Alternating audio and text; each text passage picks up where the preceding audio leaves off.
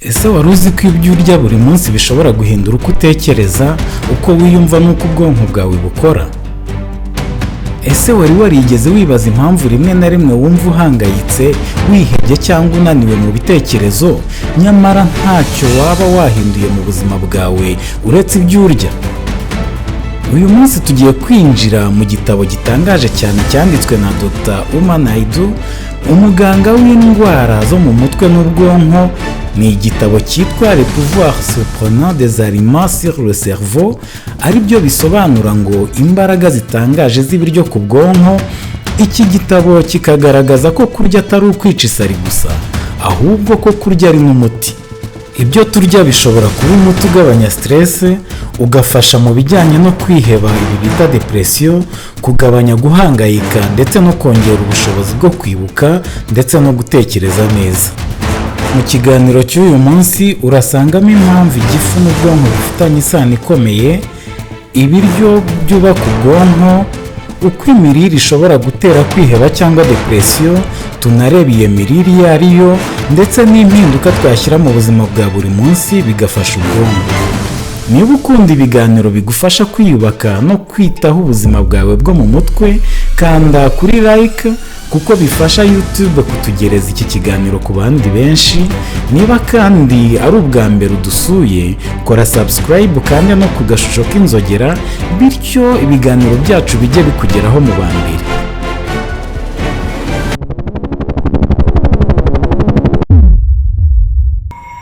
Ikaze bantu b'utuntu tw'ubwenge, tubashimiye cyane kuba mwahisemo uyu muyoboro ubagezaho inyigisho z'ubushakashatsi bwizewe ku buzima bwiza.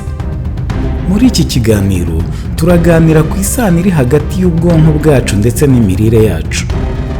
Umuganga w'indwara zo mu mutwe n'ubwonko Dr Uma Naidoo mu gitabo cye cyavuzwe haruguru adusaba guhindura imyumvire, aho avuga ko tudakwiye kureba indwara zo mu mutwe nk'ibibazo by'ubwonko gusa, ahubwo nk'ingaruka z'uko tubayeho ndetse n'uko turya. Kugira ngo tubisobanukirwe neza, reka tugabanye ibi bitekerezo by'ingenzi by'iki gitabo mu bice 5 by'ingenzi. Buri gice kiraza kuduha isomo rikomeye.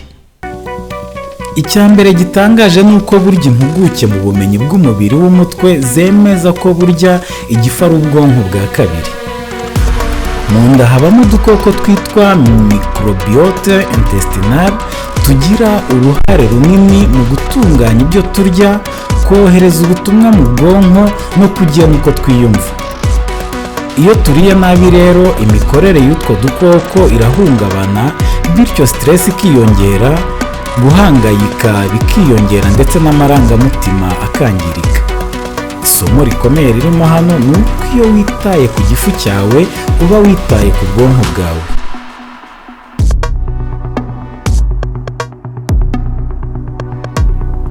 Hari ibiryo Dr Naidoo yita brain food. Muri byo harimo ibiribwa birimo omega 3 cyane amafi y'amavuta nka sumo, isambaza n'indagara, n'ifi y'umukeke cyangwa makeho. Hakazamo imbuto za shea na flax, ubunyobwa butandukanye ndetse n'amavuta ya colza cyangwa amavuta ya olive. Hazamo kandi imboga rwatsi zifasha ubwonko cyane, izi z'amababi y'icyatsi kibisi nka dodo, isombe, epinari, ndetse n'amashu bita shukal, brokoli, beterave ndetse na karoti kubera intungamubiri na antioxidants zirinda ubwonko kwangirika. Mu mbuto, imbuto zikungahaye kuri antioxidants zikanarinda uturemangingo tw'ubwonko kwangirika. Izo mbuto zifasha kandi ubwonko cyane, nizo mu bwoko bw'inkeri nka blueberries na fraise, avoka, amacunga n'umuneke kuko zikungahaye kuri antioxidants, vitamine n'amavuta meza afasha imikorere y'ubwonko. Mu bijyanye n'amavuta, amavuta meza afasha ubwonko, ayo ni aya olive, amavuta ya avoka, ay'imbuto nka shea na flax ndetse n'amamesa. kuko ayo mavuta yose akungahaye kuri omega 3 irinda ubwonko kwangirika kandi akagabanya no gutonekara k'ubwonko. Ibiryo bifite fibre nabyo bifasha ubwonko, hakazamo ibinyampeke byuzuye nk'igikoma cy'amasaka, umuceri mwiza cyangwa ibyo twakuze twita porridge ari byo avoine cyangwa oats. Haza kandi ibishyimbo, amashaza, lentille n'ubunyobwa kuko bifasha igifu gukora neza bityo bigateza imbere imikorere myiza y'ubwonko. Ibi byose bivuzwe bifasha ubwonko kwirinda gutonekara cyangwa inflammation, bikongera imisemburo ifasha ubwonko nka serotonine, bikanatuma wumva utuje kandi ufite imbaraga zo gutekereza.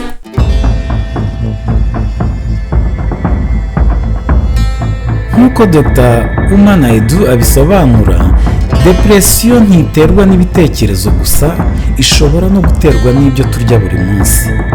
Ibiryo birimo isukari nyinshi n'ibitunganyijwe cyane byica microbiote intestinale. Iyo utu dukoko twiza rero twangiritse, bigabanya umusaruro wa serotonine, imisemburo ituma twiyumva neza. Ibiryo bibi bitera inflammation cyangwa gutonekara mu mubiri no mu bwonko, bituma nanone uturemangingo tw'ubwonko dukora nabi, bikongera ibyago bya depression. Kubura intungamubiri z'ingenzi nka omega 3, vitamine B, magnesium na zinc nanone bigabanya ubushobozi bw'ubwonko bwo kuringaniza amarangamutima. Isukari nyinshi nayo itera ihindagurika ry'isukari mu maraso, ukiyumva neza by'igihe gito, nyuma ugahita ugwa mu gahinda, umunaniro ndetse no kwiheba. Isomo rikuru ry'iki gitabo ni uko ibyo turya bishobora kuba umuti w'ubwonko cyangwa bikaba intandaro y'indwara zo mu mutwe. Rero si stress gusa ituma wiheba, hari n'ibiryo bigufasha kuyongera.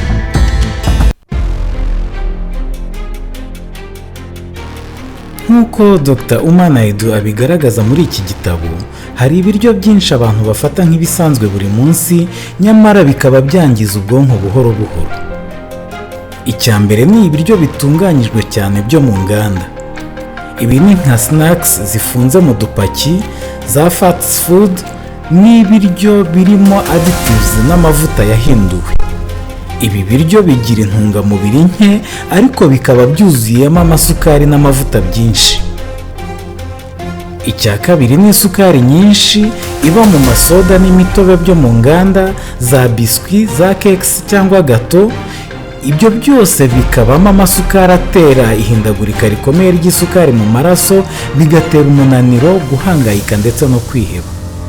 Icya gatatu ni amavuta mabi, cyane cyane ayo bita trans fats, akaba ari amavuta aba yakoreshejwe inshuro nyinshi mu guteka. Aya mavuta atera inflammation cyangwa gutonekara mu mubiri no mu bwonko.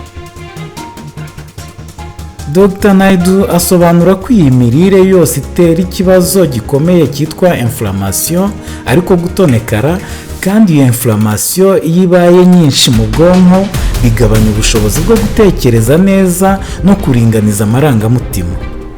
Byongeye kandi byangiza twa dukoko twiza two mu nda, kandi twamaze kubona ko igifu n'ubwonko bifitanye isano ikomeye.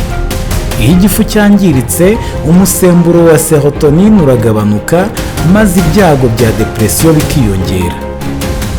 Mu yandi magambo, si stress gusa ituma twiyumva nabi, hari n'ibyo turya bishobora kuba biri gucecekesha buhoro buhoro ubwonko bwacu.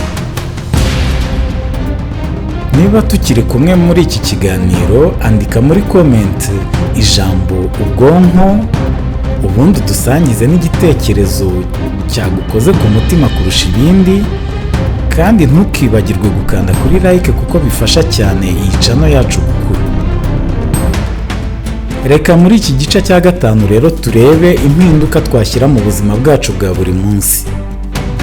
Dr Uma Naidoo akomeza aduhumuriza avuga ko mu guhuza imirire n'imitekerereze myiza tutagomba guhindura byose icyarimwe. Avuga ko watangira ushobora kongera imboga mu mirire yawe ya buri munsi, ugatangirana n'imboga z'icyatsi kibisi ku ifunguro ryawe ufashe iryo ari ryo ryose. cyangwa ugashyiramo smoothie, ikinyobwa cya smoothie ivanzemo n'imboga z'icyatsi cyangwa salade kugira ngo wongere intungamubiri zifasha ubwonko n'imitekerereze myiza. Ikindi cyakorwa ni ukugabanya isukari buhoro buhoro, nabyo bishoboka mu mirire yawe ya buri munsi, ugasimbuza ibinyobwa by'isukari amazi cyangwa icyayi kitagira isukari, ukirinda kugura ibiryo bitunganyijwe no kwirinda deseri zifite amasukari menshi, bityo ukagabanya ihindagurika ry'isukari mu maraso rishobora kwangiza ubwonko n'imitekerereze.